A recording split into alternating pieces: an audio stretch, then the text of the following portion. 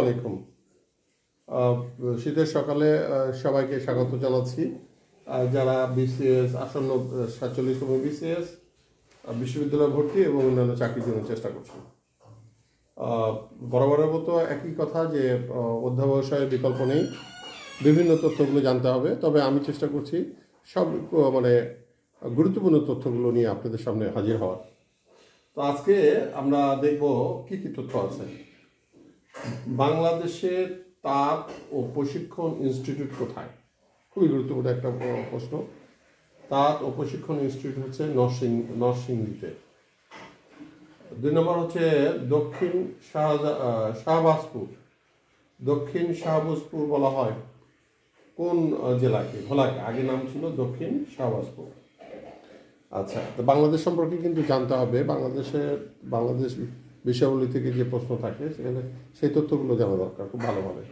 ব্রাহ্ম সমাজ প্রতিষ্ঠিত হয়, আমরা জানি ব্রাহ্ম সমাজ প্রতিষ্ঠিত হচ্ছে রাজা রামমোহন রায়। আর এটা প্রতিষ্ঠা করেন কে? কত সালে? 1828 সালে। তারপরে প্রশ্ন হচ্ছে ভাষা শহীদদের মধ্যে ঢাকা বিশ্ববিদ্যালয়ের ছাত্র কে ছিলেন? বরকত, আবুল বরকত। আর ভাষা শহীদদের মধ্যে ঢাবির ছাত্র ছিলেন আবুল বরকত। 5 নম্বর প্রশ্ন খুবই গুরুত্বপূর্ণ, জাতীয় পতাকা, আমাদের জাতীয় পতাকার উপকারকে? কামরুল হাসান। তারপরে প্রশ্ন হচ্ছে বক্সারের যুদ্ধ কত সালে হয়? 1764 সালে। 7 নম্বর প্রশ্ন হচ্ছে ইস্ট ইন্ডিয়া গঠন হয় কত সালে? 1600 সালে। 8 নম্বর হচ্ছে বাংলা ব্যাকরণ প্রথম প্রকাশিত হয় কত সালে? 1743 সালে। মার্কিন নির্বাচন আমরা হয়ে গেল, যেটা মার্কিন নির্বাচনে আমরা জানি যে ট্রাম্প নির্বাচিত হয়েছেন। এখানে ট্রাম্প ইলেকট্রাল ভোট কতটি পান? 312টি। ট্রাম্প কততম প্রেসিডেন্ট হন? 47তম প্রেসিডেন্ট। আচ্ছা, যুক্তরাষ্ট্রের আইনসভার নাম কি? কংগ্রেস। যুক্তরাষ্ট্রের আইনসভার নাম হচ্ছে কংগ্রেস। আচ্ছা, তারপর হচ্ছে জাপানের আইনসভার নাম কি? ডায়েট। জাপানের আইনসভার নাম হচ্ছে ডায়েট। আচ্ছা, পৃথিবীতে অলিখিত সংবিধান রয়েছে একটি দেশের।